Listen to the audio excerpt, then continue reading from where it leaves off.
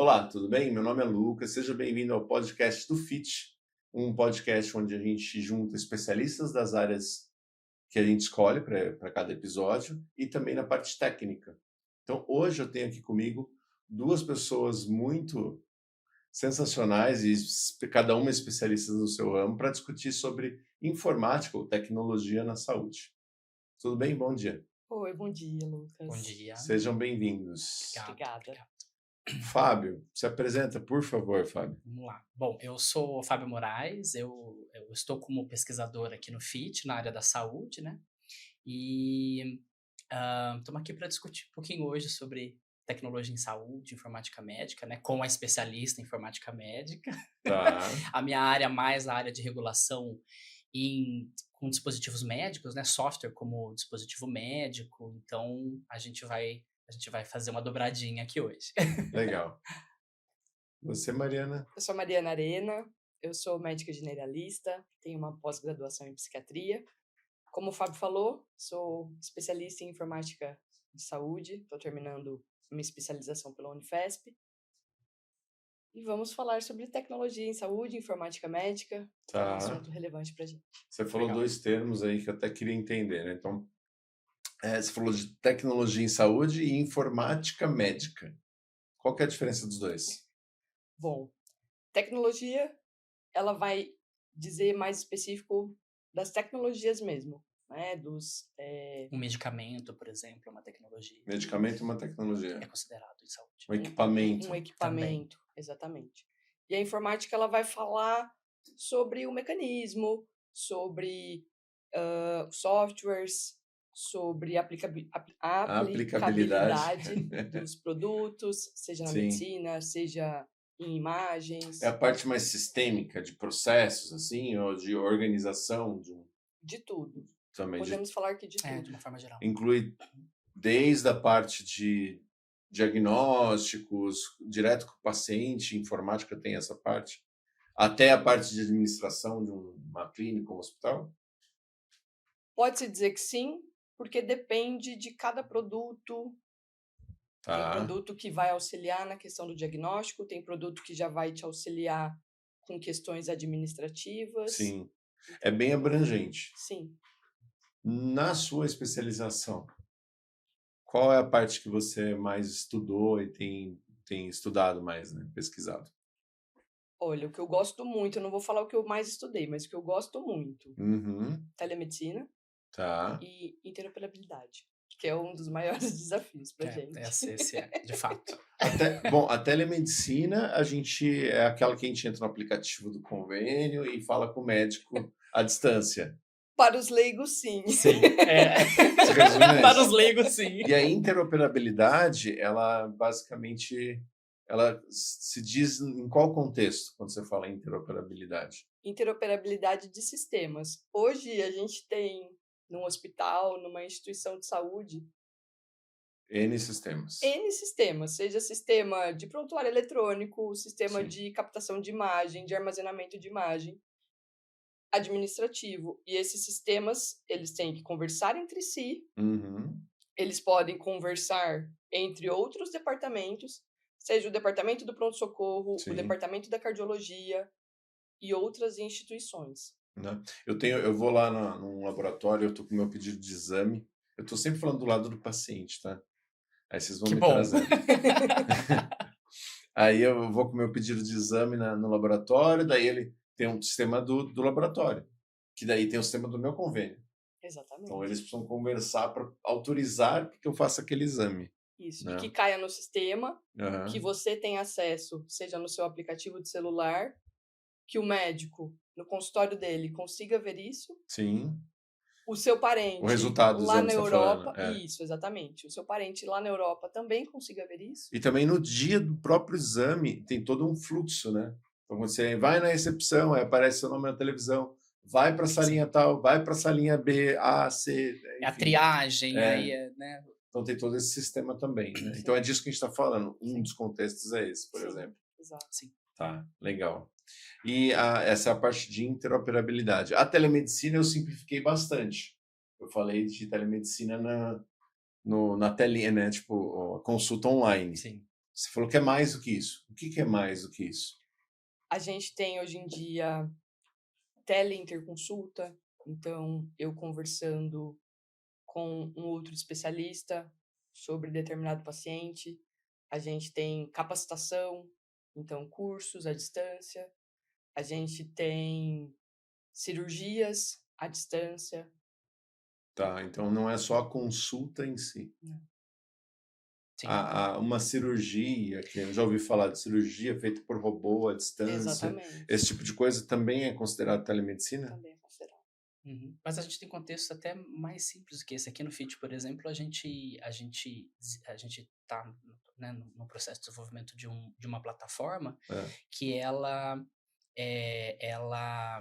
ajuda, ela conecta especialistas para um ato cirúrgico. Então, por exemplo, você vai fazer uma cirurgia do coração numa criança lá no Nordeste, né? Uhum. E aí você tem condições de, por exemplo, trazer profissionais que são especialistas daqui, de São Paulo, que não conseguiriam ir para lá, né? E eles vão fazer a teleorientação pro cirurgião que está fazendo lá, porque eles são especialistas numa cirurgia cardíaca pediátrica, por exemplo.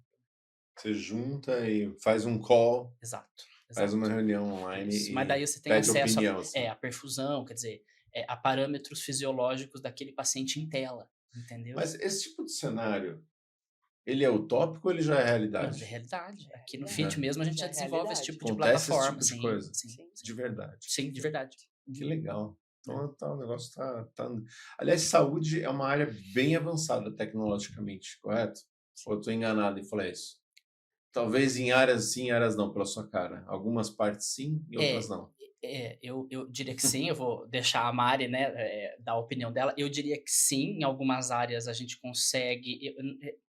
É que assim, é mais do que áreas. Eu acho que em alguns... tem conduta que a gente consegue melhor dependendo da especialidade, né? Então, vou dar um exemplo, assim, para ser mais claro. Quando você tem uma tecnologia, por exemplo, que ela vai afetar a decisão médica, né? Ela, por exemplo, ela vai apoiar a decisão médica dentro de um determinado procedimento, né? Se esse procedimento é menos invasivo, a gente, né, aquela tecnologia, talvez ela seja mais fácil de implementar. Se é um procedimento invasivo, quer dizer, você está numa cirurgia, por exemplo, eu acho que ela tem uma camada de, na verdade, que tá relacionado com a segurança do paciente, né? Que aí ela vai ser mais difícil de implementar, e quando eu falo mais difícil de implementar é o quê? Para você deixar ela pronta para ser utilizada pelo mercado, né? Ela vai precisar passar por uma série de validação, pode cair na regulação, dependendo do que ela for fazer, né? Então, você tem camadas que talvez dificultam um pouco mais algumas áreas do que outras. Regulamentória? Tá. Regulamentária. Regulamentária, né? Obrigado.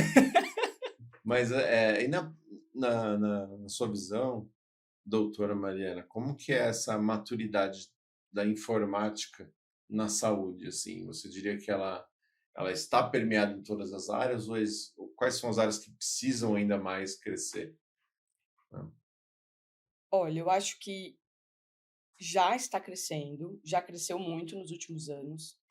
A gente vê, por exemplo, a área de radiologia, que é uma área que, desde 1895, lá com a criação do raio-x, ela veio evoluindo desde 2010 com o advento da inteligência artificial, Big Data.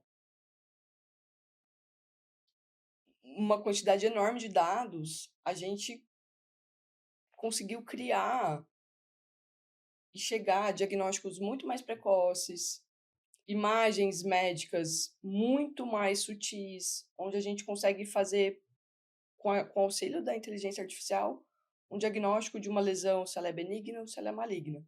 Claro que ela não vai dar 100% de certeza, mas ela tem uma acurácia muito boa. Até de outros episódios que a gente já conversou, eu sei que assim, a IA ela não fala assim, é isso, pronto, você tem isso. É verdade. Ela sempre trabalha como algo para uma ferramenta, né, para auxiliar o profissional. Algoritmos, né? Tá, e nessa parte de IA, você diria que já está presente na maioria dos laboratórios? São os mais, na maioria dos profissionais, né? Porque também tem isso, né? Tem tanto a empresa, os laboratórios, os hospitais, quanto os profissionais, eles precisam querer utilizar essa ferramenta. Como é que está a adesão da inteligência artificial de fato? Vocês têm um panorama? Eu não tenho um panorama.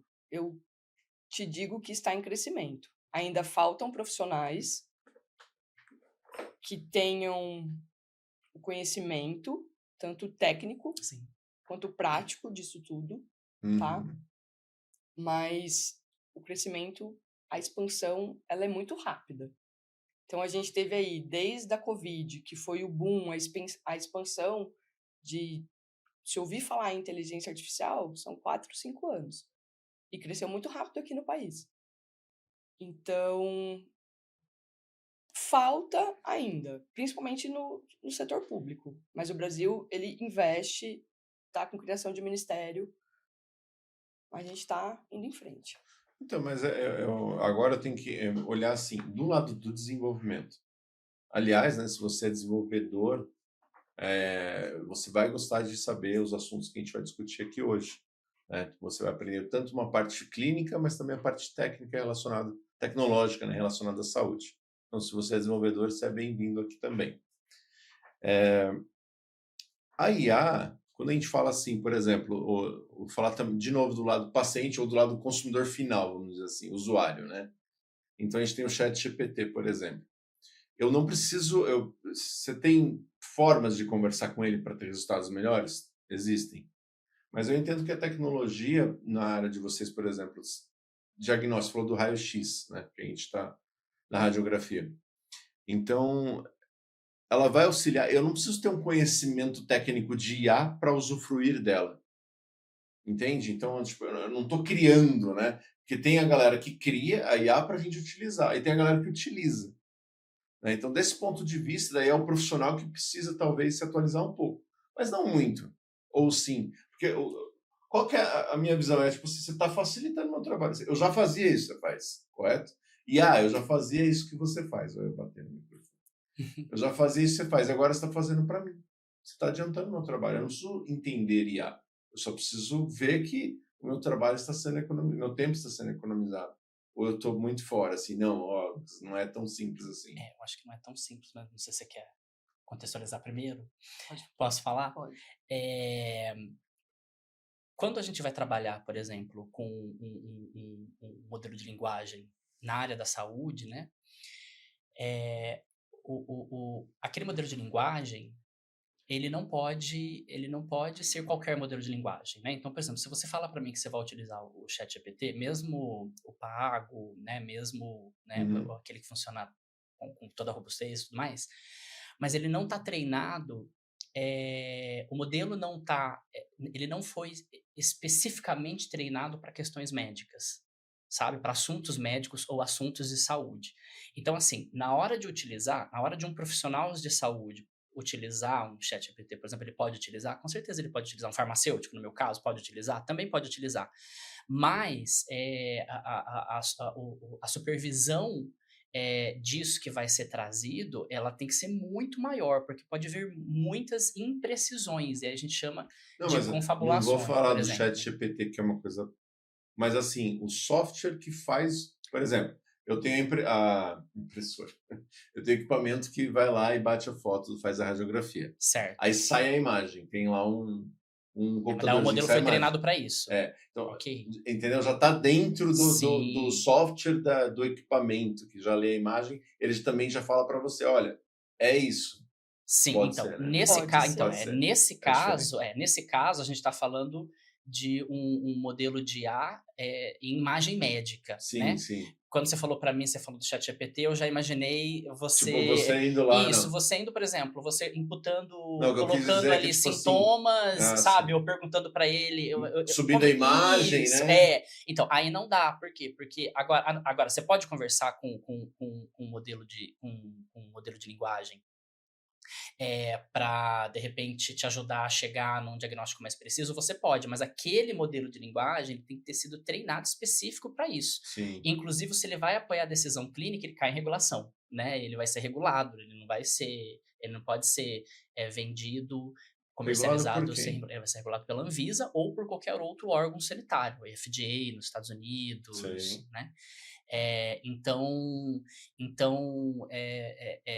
depende muito. Quando a gente fala do profissional treinado, é que em saúde a gente não pode utilizar uma ferramenta sem ser treinado nas limitações dela e no risco que ela pode oferecer para o paciente. Isso não é uma prática em saúde, né? Tudo que a gente vai utilizar em saúde, a gente precisa ter um treinamento. Mas antes de virar tecnologia, existe todo um processo que já foi, tipo, assim, já existe o processo, né, Uhum. na mão, né? Por exemplo, antes de automatizar, a gente já faz na mão, Sim. né? Então, por exemplo, existem padrões, né, ou técnicas que já existem hoje que facilitam o trabalho de um técnico ou Sim. de uma forma geral na informática da saúde, né? Uhum. Esses padrões, assim, eles conversam com a... Tipo assim, se eu digitalizar esse padrão, né? Isso que eu tô falando. Se eu Tá. digitalizar esse padrão, ele já vai meio que passar com mais facilidade na Anvisa? Qual que é a relação disso, doutora? Ele vai seguir as normas e regras da Anvisa, Entendi. né? Então, a gente, hoje em dia, tem diversos padrões. O padrão de armazenamento, o padrão de comunicação, né? O padrão de regulação. Então, assim, Cada um desses padrões, ele já está bem estipulado no mercado, não são, né? São padrões, já está uma coisa bem Exatamente. estabelecida no mercado, correto? sim, E eles já foram digitalizados em sua parte, né? Tipo, você falou, o armazenamento, né? Ele é algo que todos os hospitais têm que usar, por exemplo? Ou não? Cada tem opções? geralmente é o que esses padrões são os orientados para uso pela Anvisa. Entendi, tá. Então a Anvisa fala, olha, existem esses padrões. Esses padrões, eles são utilizados de forma... Já é tudo sistematizado? Sim, porque Já é eles tudo já seguem sistematizado. regras de segurança. Dá um exemplo de padrão para mim, por favor. O padrão DICOM, que é o padrão de digitalização de imagem. Tá. O que o padrão DICOM, ele fala, olha, tem que ser o quê? Ó, na hora de digitalizar uma imagem, você tem que se preocupar com... Você vai ter que se preocupar com como ela vai ser armazenada, como ela vai ser tratada em termos da coloração, do contraste, do brilho. Tudo isso o Hospital X vai fazer e o Hospital Y também vai fazer. Entendi, para ter um padrão mínimo, uma Exato, base de exato, A qualidade, digamos técnica é assim. essa, né? exato. A técnica que vai ser utilizada é essa. E por isso que, eu não sei, o próprio técnico do equipamento da máquina, ele regula a máquina antes isso tem a ver com esse padrão DICOM ou não? Por exemplo, você chega lá e fala, vou fazer um X do quadril. Aí ela fala, vira assim, aí ela põe numa distância tal, aí ela puxa para cá, puxa para lá. Isso tudo faz parte desse padrão ou não? Isso é o pós? Eu acredito que isso é da máquina. Isso é da Isso é máquina, da não máquina. está relacionado ao padrão em si. Não, porque o padrão, na verdade, é para desenvolvimento da tecnologia, né? Então, assim, para eu desenvolver a tecnologia, eu tenho que, na concepção dela, né? Quando eu vou fazer o framework ali da concepção daquela tecnologia, eu já preciso entender com que tipo de padrão eu vou tratar uma imagem. Então, na verdade, isso faz parte do firmware, vamos pensar assim, de uma forma mais simples, né? É funcional daquele dispositivo, né? Tá. Como o usuário vai fazer lá na ponta, aí não tem a ver com o procedimento. Não, tem a ver com o protocolo que ele vai Tá. aplicar para poder, de repente, fazer a radiografia melhor da cabeça do fêmur, né? Tá, Que entendi. é um osso e tal. Então, esses padrões a gente está falando estritamente do sistema em De si. desenvolvimento do sistema. Do desenvolvimento Exatamente. do sistema. Tá, desculpa. Eu tô Não, é tentando isso aí. entender tudo e como que as É coisas muita coisa. Eu vou se te dar um relacionam. exemplo do porquê que é importante. Por exemplo, a gente tem diversos pacientes que fizeram X fotos de raio-x. Esses raios-x vão ficar armazenados, certo? Uhum. Aí, por exemplo, vai fazer uma pesquisa de determinada doença. Um nódulo pulmonar X. Uhum. Você consegue pegar, por conta desses padrões, desses armazenamentos, várias imagens e criar um padrão de imagem. Sim, o que é saudável, o que pode ser alguma coisa Todas diferente. essas imagens com essas características especuladas, com determinado tamanho, Sugere tal coisa. doença. Entendeu? Mas isso faz parte do desenvolvimento da tecnologia. Sim, sim. Né? Então, e hoje já tem essa ajuda no diagnóstico por parte da tecnologia, já é uma coisa comum. Sim. Sim. Principalmente na área da radiologia, né? Como Sim. a doutora Mariana falou, a área de radiologia eu acho que é a área que assim, mais avançou e mais utiliza com muita propriedade. Nessa parte de imagem, se tem um exame que é bem ruim de fazer, é o da ressonância magnética. Eu já fiz. Eu acho que ninguém gosta. Né? Acho que não. Não tá evoluindo, não tem como fazer uns negocinhos menor, mais aberto. Inclusive já tem, né, de ressonância, você já tem uns arcos de ressonância, tá? Mas é que são equipamentos caros, né? No Brasil... Não, eu acho que até tem no Brasil, deve ter em grandes centros, né? Só vejo em filme, sabe? Essa ressonância que a pessoa parece que tá... eu acho, não, assim, eu acho que aberta. até tem, mas assim, acho que isso tá mais dos grandes centros de medicina do país. Os custos, eles bloqueiam muito, né? Tanto que um equipamento de ressonância, um exame de ressonância, no privado, você consegue fazer muito mais fácil do que público. Porque o público, o acesso a um exame desse é mais difícil, é muito mais caro. Entendi. São outras por isso que a evolução da tecnologia é tão importante. Você vai barateando isso ao longo do tempo. Exato. Né? E esses protocolos, né, que a gente esses padrões, né, de armazenamento, por exemplo, como você citou, eles se relacionam, por exemplo, com a Lei Geral de Proteção de Dados, né? Porque se eu estou armazenando imagem, eu imagino que em algum momento é um dado sensível. Eu tenho que respeitar isso. Sim, né? Então está tudo integrado, correto? Sim, importantíssimo. Eles têm que seguir. Tem que seguir, né? Então, todos esses padrões eles já estão... Tem. Então, disso que você está falando, interessante até porque assim, a gente tem a Anvisa como regulador de produtos de saúde, né? Que é a categoria desse tipo de produto que a gente está falando aqui. E ela vai regular para aquele dispositivo em saúde se tornar comercializável, né? Se ele for classificado dentro, né, da Anvisa se ele for um produto para a saúde, se for dependendo do nível da classificação de risco que ele entra, né? E a gente tem uma outra camada disso, que é a LGPD, que daí é regulada pela Agência Nacional de Proteção de Dados, que é a ANPD, né? E aí a gente tem um arcabouço específico para, né, tratar de dado sensível em saúde, né? A Anvisa, ela não olha especificamente para isso, porque a gente já tem uma agência que olha para isso, né? E que já tem um arcabouço, não vou dizer regulatório, acho que algumas pessoas dizem que sim, outras que não, mas assim... Você precisa de um para conseguir passar pela Anvisa, por exemplo, você precisa passar pela Agência Nacional de Proteção de Dados. Você vai ter que aplicar, você não é como na Anvisa, por exemplo, na Anvisa você tem que submeter dossiê, né, quando é aplicar, quer dizer, você tem que ter o aval da Anvisa para comercializar o seu produto em saúde se ele cair na regulação, né? Sim.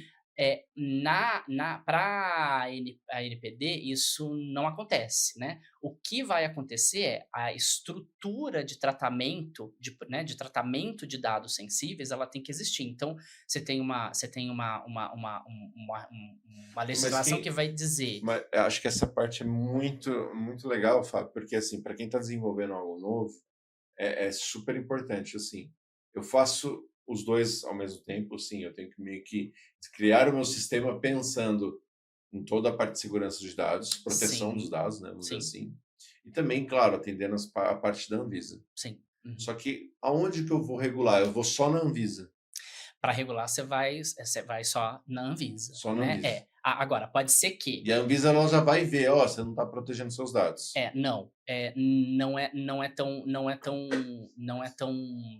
Não é tão simples assim pela quantidade de coisas que a Anvisa recebe também, né? Então, por exemplo, quanto maior a classe de risco, é muito mais provável que a Anvisa vai olhar para aquilo porque oferece um risco maior para o paciente, né? Então, Pode ser que passe só para a Anvisa? Pode ser que sim, mas depende do produto. Por exemplo, se você utiliza na tua solução Bluetooth, vai ter que passar por Anatel também. Sim. Se você tem uma bateria, vai passar por Inmetro. Então, assim, dependendo do teu produto, né, do teu dispositivo que ele faz, ele vai ter que passar por outros órgãos reguladores também, né? Mas para ser Mas o pessoal, ele vê a parte técnica. O Inmetro, a Anatel, eles vão ver a parte técnica. Exatamente, eles vão aprovar a parte A técnica. Anvisa, ela vê a parte de proteção de dados. Então, Basicamente, quem que olha e fala assim, olha, você está vazando informação? Na verdade, a gente tem regulação específica, né, de cibersegurança. Então, assim, quando eu falo de cibersegurança, eu não tô...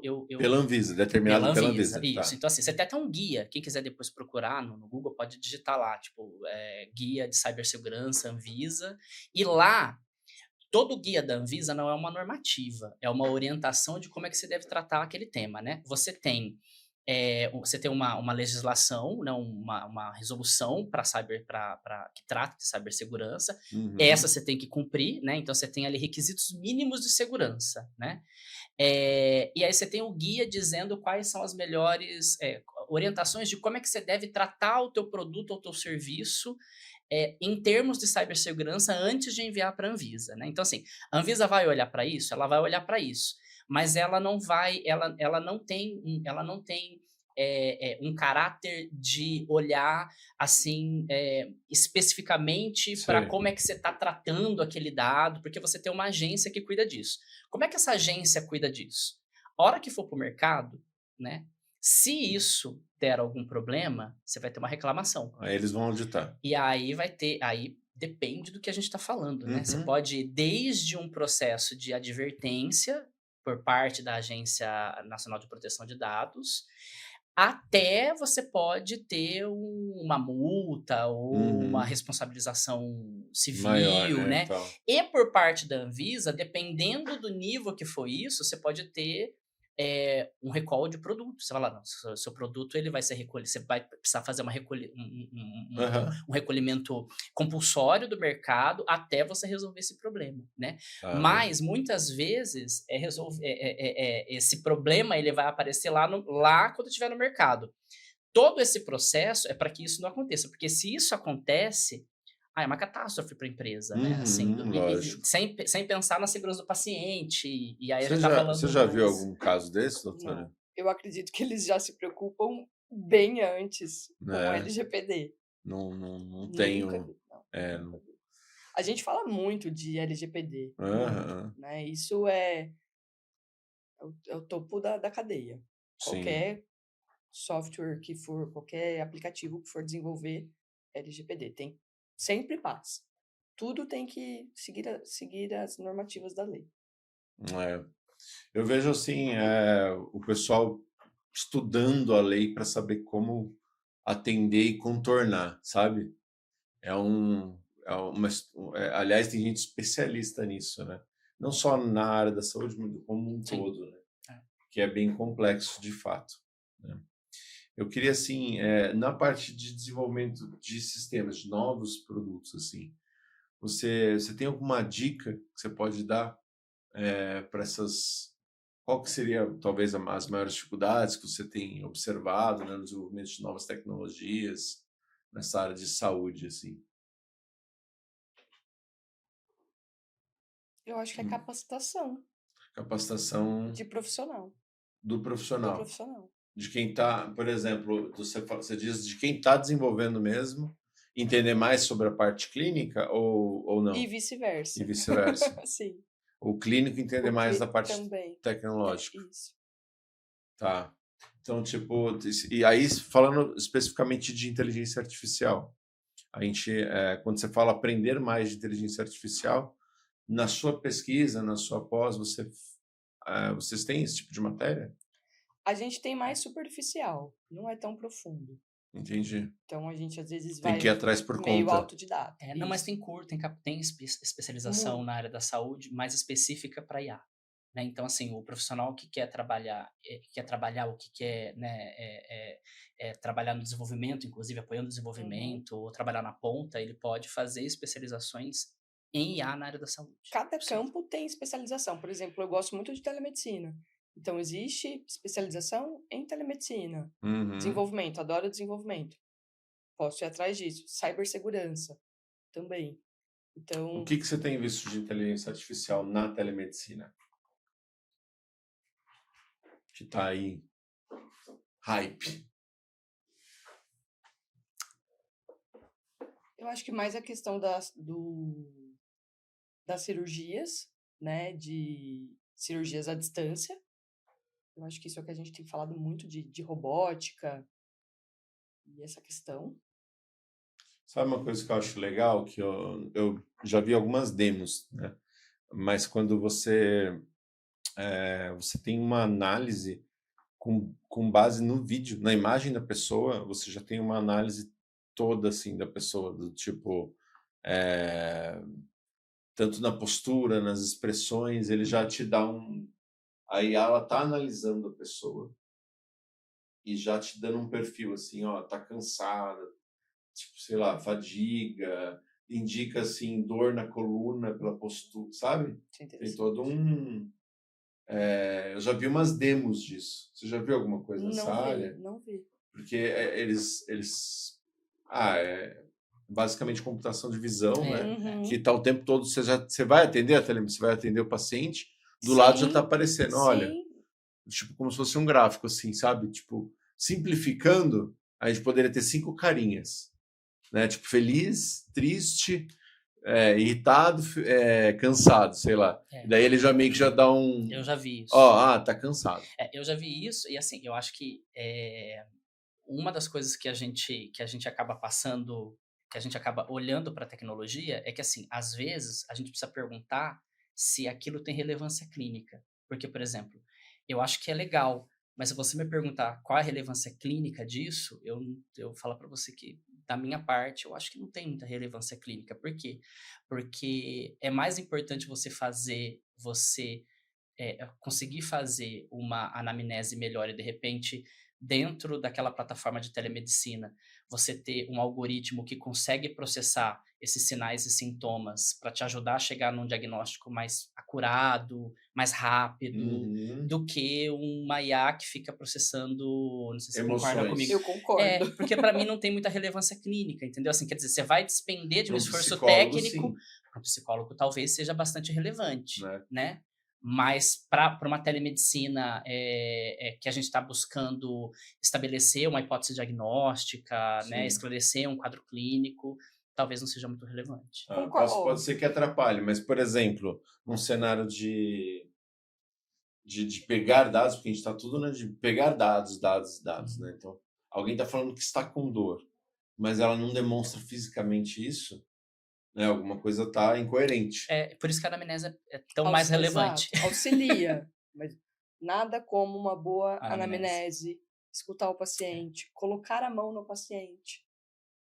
É. Eu ainda sou da velha guarda que a clínica é soberana. Você tem que ouvir o seu paciente, você tem que examinar o seu paciente. A IA auxilia muito. Tá, mas aí, como que a gente, na telemedicina, como que você examina o paciente? Você tem IoT, né? Exato. Você pode ter, por exemplo, tem telemedicina, inclusive no nosso processo de prospecção, de aceleração do programa Oasis aqui do FIT, né? Eu conversei com uma das startups que ela faz isso. Ela tem um totem, e aí no totem ela vai fazer a aferição de sinais biológicos, de parâmetros clínicos, né? Então ela se propõe a aferir a pressão, a verificar a febre, tudo isso num totemzinho relativamente pequeno. Sim. E aí isso pode te apoiar. Um totem ou uma cabine? É um totem, eles Totem têm as mesmo. duas coisas. Eles têm Sei. o totem e tem a cabine. O totem, ele consegue verificar menos sinais clínicos, parâmetros clínicos, né? E a cabine consegue fazer mais. Então, assim, eu acho que aí a gente tá no meio termo de você conseguir fazer uma coisa mais remota. Mas dependendo do que for, dependendo do que o clínico aqui na ponta entender que pode ser, não vai ter jeito. Vai ter que ir para alguém fazer vai ter que encaminhar para Eles encaminham, inclusive, né? Aí dependendo, eles... né? Poxa, gente, muito obrigado. Acho que a gente conseguiu abranger tanto a parte de A gente falou um pouco regulatória. A parte regulatória, né, e da informática como um todo, né? parte de telemedicina, é um assunto bem interessante. Queria agradecer a presença da doutora Mariana Obrigada. e do pesquisador Fábio. E hoje o nosso episódio se encerra aqui. Vocês podem dar um recadinho se vocês quiserem. Querem falar alguma coisa? Eu quero dar um recado, né? Que Recado.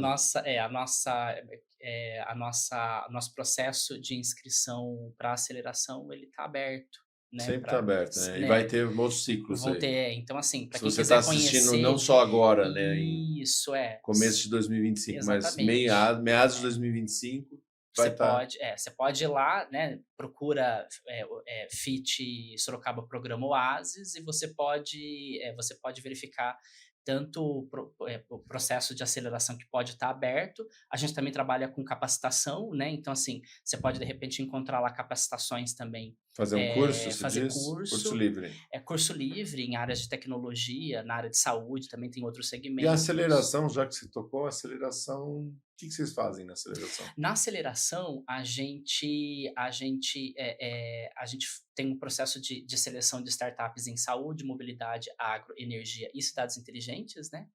E aí aqui, no processo de aceleração, a gente vai fazer a melhoria, geralmente, dentro de duas verticais, né? IoT e inteligência artificial, né? Então, a proposta é que venha, por exemplo, uma startup que ela já tem uma solução que está funcionando, preferencialmente já está no mercado, né, com alguns clientes, ou seja, um produto, um serviço mais maduro, né, mas que precisa de um apoio técnico, né? Então, é isso que a nossa aceleração se propõe a fazer. Né? Aí, no caso, o apoio é tipo assim, vocês falam que caminho seguir, como que é esse apoio técnico? Né, na verdade, né, na hora que a startup vai fazer a inscrição, ela já vai ser bastante específica naquilo que ela está buscando apoio para aceleração, né? Uhum. Dentro desses segmentos, dentro dessas verticais tecnológicas que eu falei. E uma equipe, né, vai ser montada, e a gente sempre trabalha com coparticipação, com cooperação, na verdade, né? A gente vai fazer um processo de co-desenvolvimento, e aí a gente vai focar naquilo que a startup trouxer para a gente como como a necessidade que ela tem de dar um salto aí dentro de alguma coisa que ela precisa dentro dessas equipes que vão ser formadas para ajudar. Vou recapitular aqui, então, para quem está assistindo. Se você tem uma startup com uma ideia de um produto ou um serviço que envolve inteligência artificial ou internet das coisas, nas áreas de agro, saúde, energia, mobilidade e cidades inteligentes, bom, quase todas. É isso aí, Eu tenho que parar para pensar em outras áreas aqui, né? Então, se você tem essa startup e quer dar o próximo salto técnico, né? Perfeito. Então, aqui tem uma equipe, né, no FIT, Isso. uma equipe pronta, né, dedicada para desenvolver junto com você esse próximo nível do seu produto. Então, procura no site do FIT, se inscreve no programa Oasis de Aceleração. É isso aí. Doutora? Obrigada pela oportunidade. Muito bacana falar de informática, falar de medicina, que às vezes a gente pensa que são áreas que não têm relação, mas elas estão muito integradas. Então, fiquei muito feliz de conversar com vocês. Muito obrigado. A gente também está muito feliz com a sua presença aqui. Obrigada. Muito obrigado. Até mais, pessoal. Valeu, pessoal. Obrigada. Tchau, tchau.